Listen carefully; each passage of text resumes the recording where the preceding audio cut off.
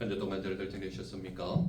아멘. 우리는 날마다 예수 그리스도를 믿는 믿음으로 승리하는 자 되시기를 바랍니다. 아멘. 그래요, 오늘도 거룩하고 복된 은혜의 주일날에 여러분들 모두의 마음속에 모든 일마다 승리하며 이기는 자 되기를 간절히 소망합니다. 아멘. 오늘 누가복음 9장 51절에서 56절까지 말씀 속에서 가장 핵심적인 주제는 바로 53절에 있습니다. 53절 같이 한번 읽어볼까요? 같이 시작. 예수께서 예루살렘을 향하여 가시기 때문에 그들이 받아들이지 아니하는지라. 그래서 오늘 제목이 무엇으로 되어 있습니까? 받아들이지 아니함. 예, 받아들이지 아니함, 이렇게 제목을 정했습니다. 그렇다면 여기서 받아들이지 아니한다는 것은 누구를 받아들이지 않는다는 거예요? 누구를 받아들이지 않는다는 거예요? 지금 금방 읽고도 누군지 모르겠죠? 53절 다시 한번 읽겠습니다. 같이 시작. 예수께서 예루살렘을 향하여 가시기 때문에 그들이 받아들이지 아니하는지라. 누구를 받아들이지 않는다고요? 예수님을 받아들이지 않는다 이 말입니다. 예수님을 받아들이지 않는다.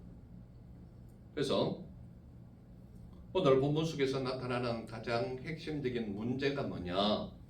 사마리아 사람들이 예수님을 받아들이지 않는 것이 문제다 이 말입니다. 이해가 되십니까? 무슨 말인지?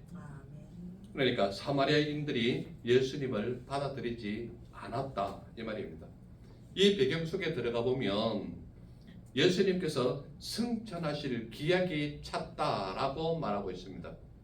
승천하실 기약이라는 것은 하나님은 예수 그리스도를 이 땅에 보내셨고 또한 그분이 가실 곳이 하나님 나라이기 때문에 예수님은 갈릴리 지역에서 사역을 하시면서 때가 되면 하나님 나라에 가실 것을 늘 염려에 두고 있었다 이 말입니다. 그래서 예수님께서는 승천하실 기약이 찼다라고 표현을 하고 있는 것입니다. 그래서 예수님은 어떤 마음을 먹었느냐? 예루살렘을 향하여 올라가기로 굳게 결심하셨다 이 말이에요. 예루살렘으로 올라가시기로. 그래서 예루살렘으로 올라가시기 전에 사자들을 앞서 보냈는데, 사자들은 누구를 말합니까? 미리 준비하는 사람들을 사자라고 얘기하는 겁니다. 그래서 그들을 앞서 보내셨는데 그들이 가서 예수님을 위해서 준비하려고 사마리아의 한 마을에 들어가게 된 겁니다. 그런데 그 사마리아 사람들이 어떻게 됐습니까? 그들을 받아들이지 않는 거예요. 받아들이지 않는다. 여러분들 잘 아시다시피 사마리아 사람들도 갈릴리에서 사역하는 예수님이 수많은 소식들을 이미 들어서 아실 거란 말이에요. 사마리아 사람들도.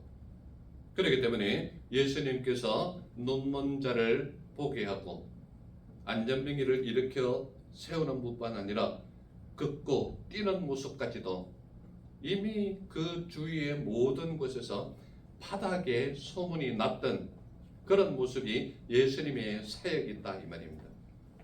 그러한 예수님의 사역이셨는데 사마리아 사람들이 예수님을 받아들이지 않는 불상사가 생겼다 이 말입니다.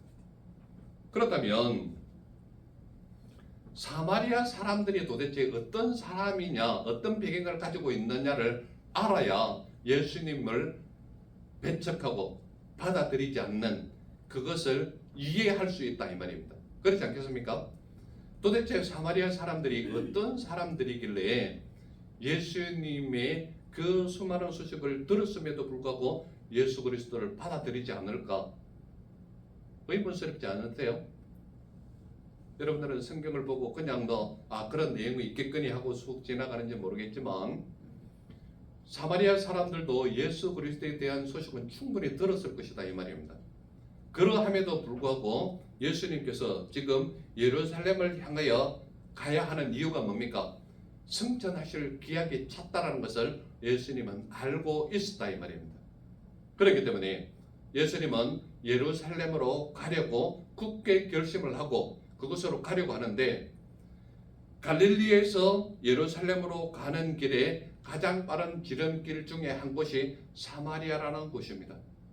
그렇기 때문에 그 사마리아 마을을 지나야 되는데, 사마리아 사람들은 그곳을 예수님의 무리들이 지나가도록 받아들이지를 않는 겁니다. 그래서 도대체 사마리아 사람들이 어떤 사람이고 어떠한 배경을 가지고 있길래 이 예수님의 무리를 받아들이지도 않을 뿐만 아니라 오히려 배척하고 있는 그런 모습을 보일까? 이것을 우리가 살펴보려고 하는 겁니다. 그렇다면 왜 사마리아 사람들이 그들을 받아들이지 않았느냐?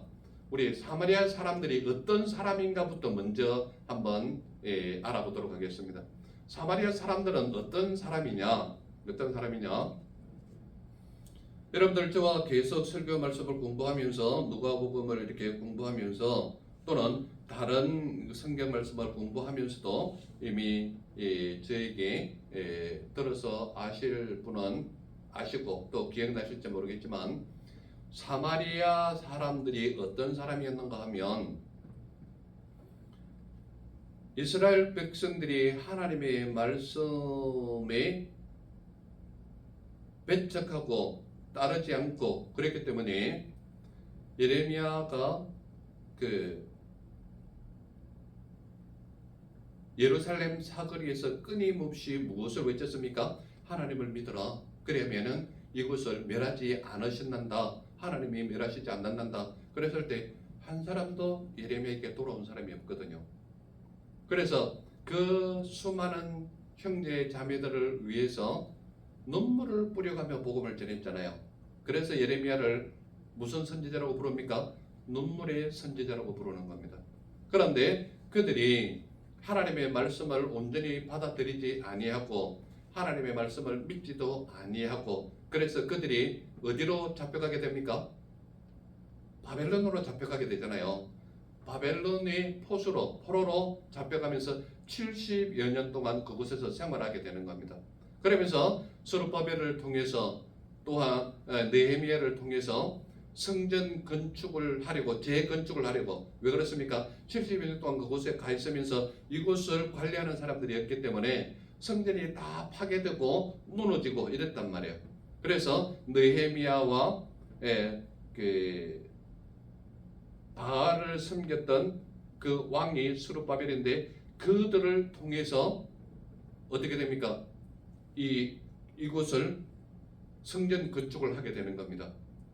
그러한 상태에서 잡혀간 사람이 누굽니까? 유대인이잖아요. 그러면 바알을 믿고 있는 그곳은 믿음의 사람입니까? 이방 사람들입니까? 이방 사람들이죠. 그런데 유대인들이 가가지고 포로들이 여기저기 흩어져 있기 때문에 유대인 사람들만 결혼을 했을까요? 거기에 있는 사람들하고도 결혼을 했을까요? 거기에 있는 사람들하고도 결혼을 하게 된 거예요. 그래서 그 후세, 즉 말하자면 유대인과 이방인과의 사이에서 태어난 혼혈아들이 사는 지역이 사마리아 지역이란 말이에요. 이해가 되십니까? 무슨 말인지? 그렇다면 사마리아에 있는 사람들은 어떤 사람인가 하면 유대인과 바알을 섬겼던 이방 민족, 즉 바벨론에 있는 사람들과의 사이에서 태어난 혼혈 아들이 살아가는 지역이 사마리아 지역이 있단 말이에요. 그런데 여러분들 이 배경을 잘 아셔야 됩니다. 포로로 잡혀갔던 70여 년이 거의 끝날 시점에 되었을 때에 하나님의 명령으로 무너진 성전 건축을 하게 되는데, 느헤미야 선지자와 스룹바벨을 통해서 이 성전을 건축하는 이 과정의 작업이 순수한 혈통을 가지고 있는 유대인들은 자기들이 성전 건축을 하겠다고 했을 때에 사마리아에 있는 이 혼혈족들과 유대인과 이방인들이 결혼하는 그 사람들도 우리도 성전 건축을 하는데 돕겠다 그래가지고 도움을 펼치려고 그랬습니다. 그런데 유대인들이 어떻게 했는지 아십니까? 그들의 순수성을 유지하고 순수성을 보존하겠다라는 의미로 사마리아에 있는 그 혼혈족들의 도움을 거부한 겁니다. 이해가 되십니까? 무슨 말인지? 그렇기 때문에 사마리아 있는 사람들은 성전을 건축하고 성전 돌을 세우는 성전 돌담을 세우는 일에 자기들은 소외가 됐단 말이에요. 이것만 해도 굉장한 소외감을 당하는데 예루살렘 성전을 세우고 나서 이스라엘 백성들은 1년에 절기마다 3번은 반드시 예루살렘 성전에 가서 예배를 드려야 했거든요. 하나님을 만나는 예배를 드려야 됐단 말이에요. 그런데 사마리아 사람들이 가서 예루살렘에 예배를 드리려고 하니까 유대인들이 하나님을 믿는 순수한 우리 백성들이 예배하기 때문에 너희들은 여기 못와 이렇게 된 겁니다. 그러니까 사마리아에 있는 사람들은 유대인도 있지만 유대인을 따라 결혼을 한 이방 사람도 있고 그 사이에서 태어난 혼혈족들도 있기 때문에 하나님을 믿고자 하는 열정은 또 그 속에 있는 사람들이 꽤 있었습니다. 그리고 그들 가운데는 이방 바벨론이 섬기는 바알 신을 섬기는 사람도 거기에 속해져 있던 겁니다. 그러니까 사마리아의 그 지역에는 하나님을 믿는 믿음의 사람도 있었고 바알 신을 섬기는 바알 신을 섬기는 사람도 거기에 속해 있었다 이 말이에요. 그런데 요 가운데 사마리아 안에 있는 사람들도 하나님을 예배하고자 예루살렘에 가려고 했는데 예루살렘에 못 가게 하니까 사마리아 지역에 있는 그리심산에 하나님을 섬기려고 성전을 세웠다 이 말이에요.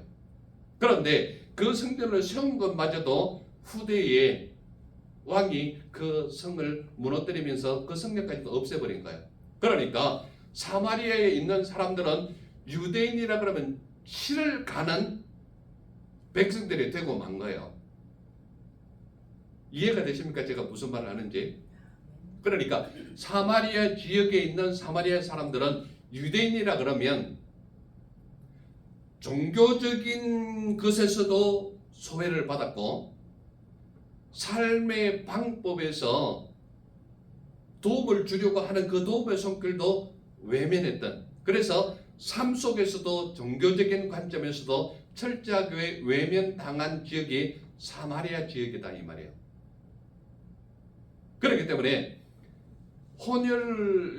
혼혈적으로서도 굉장히 아픈 마음을 그들 스스로가 가지고 있었음에도 불구하고 하나님을 섬기려고 했는데 그것도 외면당하니까 자기가 있는 그 그리심산에 성전을 세운데 그 성전마저도 무너뜨림을 당하니까 유대 족속들이라 그러면 사마리아 지역에 있는 사람들은 거의 뭐 철천지 원수는 아닐지언정 배척을 할 수밖에 없는 역사적 배경을 가지고 있었다 이 말입니다. 저를 따라오고 계시지요? 예. 그렇기 때문에 사마리아 지역에 있는 사람들이라 그러면 예루살렘으로 가는 사람은 무조건 반대예요. 절대적으로 싫은 사람들이 유대 백성들이고 예루살렘으로 성전을 향해서 나아가는 무리들이라면 죽이기도 했던 겁니다. 이스라엘의 역사가 중에 역사를 기록하는 사람 중에 전쟁을 기록하는 역사가가 한 사람인데 그 사람이 누군가 하면 유세비우스라는 사람이거든요. 유세비우스의 그 역사를 기록한 그 속에 보면 사마리아인들이 유대인들을 해코지하는 중에 말 안 들으면 쳐 죽이기도 했다. 그런 기록이 있습니다. 그러니까 지금 배경적으로 사마리아의 사람들은 유대인이나 또는 예루살렘으로 성전 순례를 가려고 하는 사람은 절대 자기 지역을 허락하지를 않는 거예요. 이해가 되십니까? 그렇기 때문에 갈릴리 지역에서는 예루살렘 쪽으로 향하여 가는 길 중에 가장 지름길이고 빠른 길 중에 하나가 사마리아 지역을 지나가는 지역인데, 예수님께서 성취할 시기가 찼음을 알고 사마리아를 지나서 예루살렘으로 가려고 하니까 사마리아 사람들이 노 해버린 거예요. 이해가 되십니까? 무슨 말인지? 그래서 사마리아인은 예수님을 받아들이지 아니하였다라는 관점을 강하게 대두하는 거예요. 이유가 뭐라고요? 이유가 왜냐하면 예수께서 예루살렘을 향하여 가시기 때문이에요. 이유가 다른 게 아니에요. 이해가 되십니까? 자, 53절 다시 한번 읽겠습니다. 53절 같이 시작. 예수께서 예루살렘을 향하여 가시기 때문에 그들이 받아들이지 아니하는지라. 그러니까 이유는 다른 게 아니에요. 예수님과 함께 했던 무리들이 예루살렘으로 가는 이유 때문에 받아들이지 않은 겁니다. 이제 이유가 충분히 합당하게 됐습니까? 그러므로 이 사마리아에 있는 사람들은 철저하게 예수님을 받아들이지 않는 거예요. 또한 그와 함께하는 그 제자들마저도 받아들일 수가 없는 거예요. 이러한 처절한 역사적인 외면을 당한 역사가 있고, 또 종교적으로도 하나님을 섬기고자 예루살렘 성전을 향하여 나아가려고 했는데 그들이 노해버린 거예요. 그러니까 사마리아 사람들은 종교적으로도 외면을 받았고 삶 속에 도움을 주려고 하는 그것까지도 외면을 받으니까, 우리는 유대 사람도 아니고 하나님을 믿는 믿음의 사람도 아니고 철저하게 외면당할 수밖에 없는 존재로거나 자기 열등감에 사로잡힌 모습이 바로 사마리아인들이 있다 이 말입니다. 그렇기 때문에 갈릴리 지역에서 예수님께서 사역을 열심히 하고 가버나움 지역에서도 열심히 사역하고 수많은 연약하고 또한 천한 사람들을 위해서 일을 했지만 그런 소식은 충분히 사마리아에 갈 수 있었거든요. 그러함에도 불구하고 사마리아 사람들은 예수님을 받아들이지는 못하는 거예요. 왜냐? 이유는 단지 하나입니다. 그들이 예루살렘으로 갔기 때문이다 이 말이에요. 이해가 되십니까? 제가 무슨 말을 하고 있는지. 그래서 분명한 이유는 예수께서 예루살렘을 향하여 가시기 때문이라는 이유 때문에 이 사마리아 사람들은 예수님과 그 무리들을 받아들일 수가 없는 겁니다. 원래요, 여러분들 성경 말씀을 잘 보시면 아시겠지만 원래 이스라엘 사람들은 나그네가 지나가면서 자기 마을에 들어오면 자기 집에 영접해서 대접하는 아름다운 전통이 있었습니다.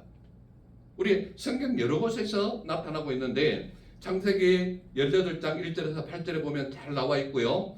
19장 1절에서 3절에도 나와 있고, 열왕기 하에 보면 4장 8절에, 또는 누가복음 우리 설교했던 앞으로 설교할 10장 7절 38절에 보면 이 내용들이 잘 나와 있습니다. 이스라엘 사람들은 어디에든지 간에 지나가는 나그네가 들러서 잠시 묵기를 요청한다 그러면 그들을 영접하고 잘 대접해서 아주 마음이 홀가분하게 보내는 그런 전통적인 아름다운 습관이 이미 그들에게 있었던 것입니다. 그러함에도 불구하고 사마리아인들은 예수님과 그 일행을 갈릴리 지역에서 예루살렘으로 향해 가는 종교 순례자로 생각했기 때문에 그들을 영접하지 않았다 이 말입니다. 또한 사마리아인들은 종교적 피해의식이 너무 깊은 가운데 있기 때문에 예루살렘에 가서 하나님을 영접하고자 하나님을 예배하고자 하는 그 간절함을 외면당했던 사마리아인들은 예루살렘으로 간다 그러면 치를 떠는 거예요. 왜 우리를 받아들이지 않느냐? 우리도 하나님을 예배할 건데, 그리고 하나님의 성전이 무너진 그곳을 보수하고 정축하는 그런 일에 우리도 도움이 되고 싶다 했을 때 도움을 했는데 자기들의 순수한 믿음을 유지하겠다고 그들을 노해버린. 그러니까 사마리아인들로 봐서는 예수님이 오히려 원수같이 보이는 거예요. 그렇지 않습니까? 역사적인 그들의 아픔이 있기 때문에. 그래서 예수님과 제자들이 지나갈 때에 그 사마리아 땅을 내줄 수가 없는 거예요. 너무나 아픔이 깊기 때문에. 심지어 그들은 자기 지역을 통과하고자 하는 여행자들을 잔인하게 살해하는 일도 서슴지 않았다고 유세비우스의 그 역사의 기록을 보면 사마리아인들이 유대인을 대하는 모습 속에는 어떻게 보면 원수라고 부르지만 않았지 원수 취급을 하고 있는 사마리아 사람들을 볼 수 있다 이 말입니다. 그러므로 사마리아 사람들의 입장에서는 유대인들이 달갑지가 않은 거예요. 받아들일 수 없는 그런 입장에 있었던 것이 바로 사마리아 사람들입니다. 이러한 모습을 보이니까 제자들의 반응을 보세요. 제자들은 뭐라고 얘기하는 거 보세요. 제자들은 우리가 저들을 멸하기를 원하십니까? 라고 묻고 있습니다. 어디에 있습니까? 54절입니다. 54절 같이 한번 보겠습니다. 시작. 제자 야고보와 요한이 이를 보고 이르되 주여 우리가 불을 명하여 하늘로부터 내려 저들을 멸하라 하기를 원하시나이까? 그러니까 제자들의 질문은 이거예요. 우리가 저들을 멸하기를 원하십니까?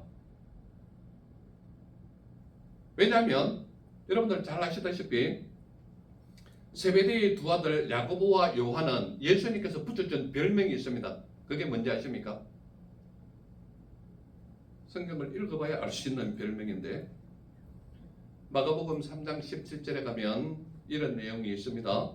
야고보와 요한에게 예수님은 우레의 아들이라고 별명을 붙여줍니다. 우레의 아들. 우레가 뭡니까? 번개, 천둥 뭐 이런 게 우레입니다. 우레. 그러면 예수님께서 왜 이러한 별명을 붙여줬을까요? 왜 우리의 아들이라고 별명을 붙여줬을까요? 이런 다혈질적인 성격을 그대로 드러낸 것을 예수님께서 보고 너희는 우리의 아들이야 이걸 붙여준 겁니다. 이해가 되십니까? 그러니까 지금 야고보와 요한에게 우리의 아들이라고 붙여주는 것은 그 세베대의 두 아들이 요한과 야고보인데 이들은 성질이 급할 뿐만 아니라 다혈질적이에요. 그리고요 여러분들 제가 섬에서 자라나는 사람들을 나무라거나 욕하는 건 절대 아닙니다. 섬에서 자라나는 사람이 굉장히 성질이 급하고 다혈질적입니다. 왜 그런지 아십니까? 환경이 그렇습니다. 환경이. 여러분들 잘 보세요. 사면이 바다이고 삼면이 바다이고 섬에서 자란 사람은 늘 보이는 게 뭘까요? 늘 보이는 게 뭐예요? 바다입니다. 바다.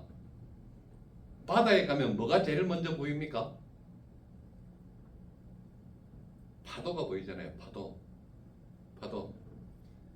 파도는 일정하게 딱 주기를 가지고 왔다 갔다 하면서 파도를 일으키는 이 주파수가 아주 정확합니다.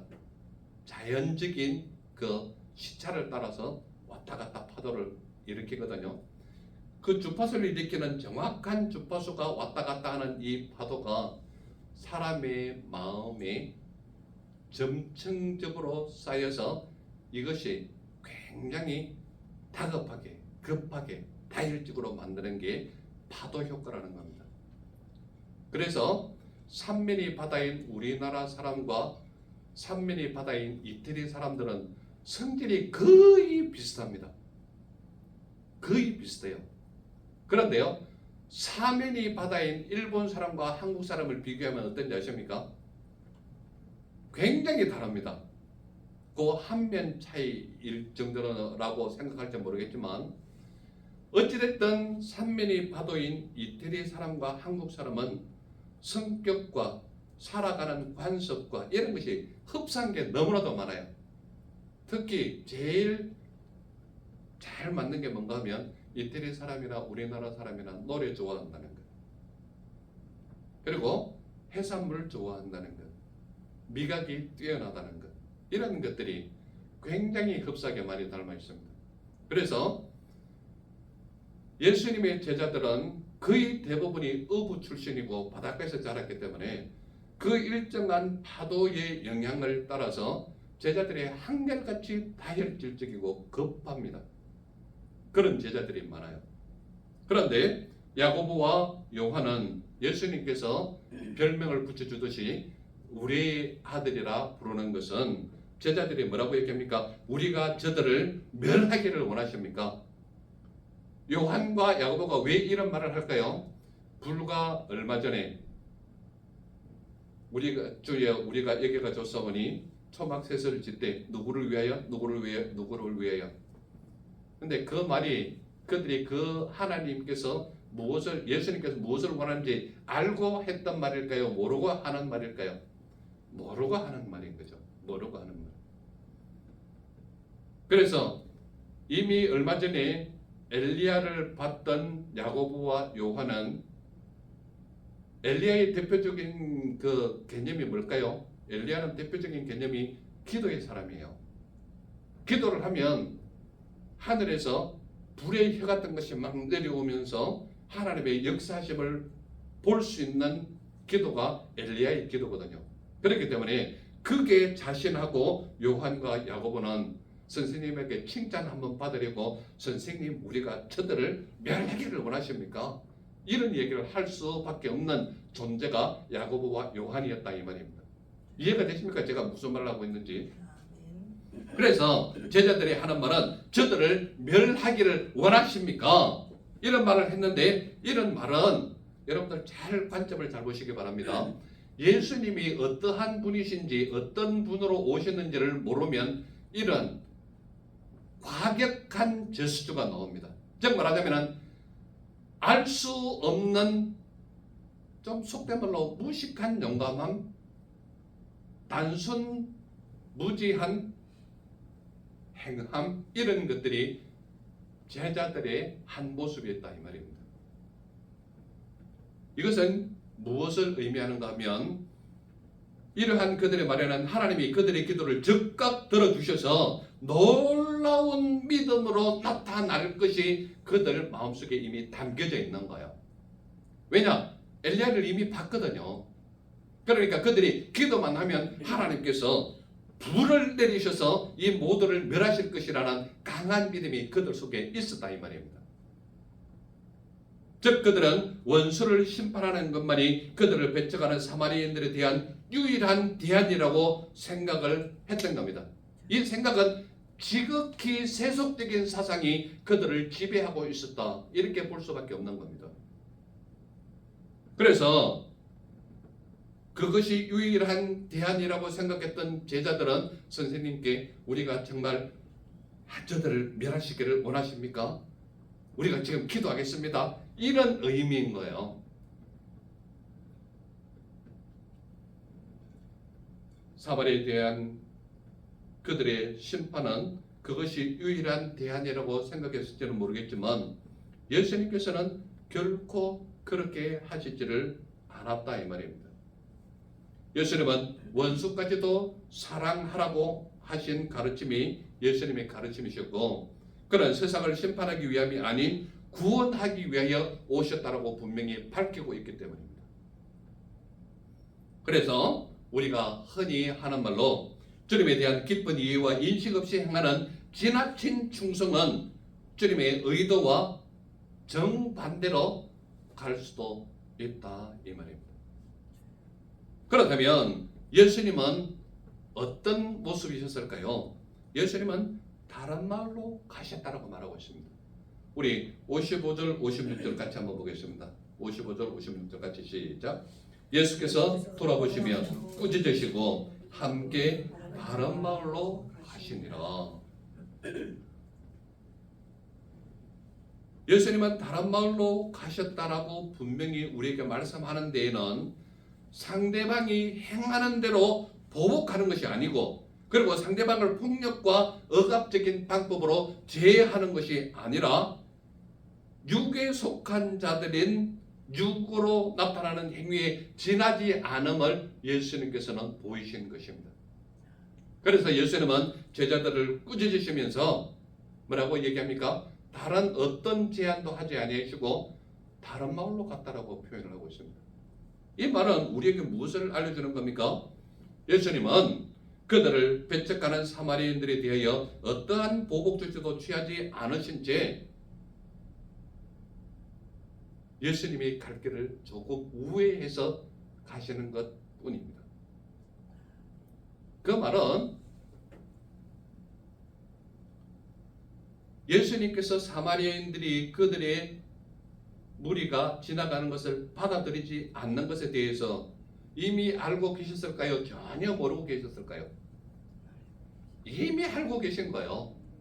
그들의 아픔도 알고 있고 그들의 고통도 무엇이 고통인지를 알고 계셨고 또한 그들이 왜 우리를 받아들이지 않는지에 대한 역사적인 배경을 너무나도 잘 알고 계셨기 때문에 그들에게 우리를 왜 받아들이냐 단 한마디도 하지 않으시고 우회하시는 예수님을 볼 수 있다 이 말이에요. 이 예수님의 방법은 우리에게 무엇을 가르치고 있습니까? 예수님은 성경 말씀에 곳곳에서 눈에는 눈, 이에는 이를 가르치는 겁니다.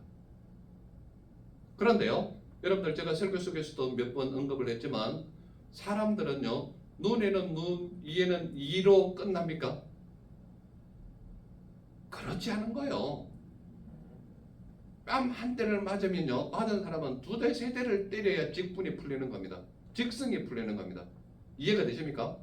그렇기 때문에 성경 곳곳에서 눈에는 눈, 이에는 이로 가르치는 것은 그대로 안 되기 때문에 그대로 행해라라는 것을 말하고 있거든요. 그런데 사람은 절대로 그렇게 할 수가 없다 이 말이에요. 어린 나이의 손으로 한 대 맞아도 어른의 손으로 두세 대는 때려야 직성이 풀리거든요. 그렇지 않습니까? 이 사마리아인들에 대해서도 제자들은 선생님 우리가 지금 당장 저들을 멸하게 시키기를 원하십니까? 엘리야를 얼마 전에 보고 왔으니까 얼마나 기세등등할 겁니까? 하나님 앞에 기도만 하면 우리가 기도한 것을 당장 들어줄 것 같은 믿음이 그들에게는 있는 거예요. 그렇지 않습니까? 그러나 예수님은 절대 그렇게 말씀하시지 아니하시고 우회하셨다는 것을 말하고 있습니다. 그런데 이것은요, 예수님은 우리에게 무엇을 가르치려고 하는가 하면 우리 여기의 말씀을 한번 볼까요? 마태복음 5장 한번 보고 있습니다. 마태복음 5장.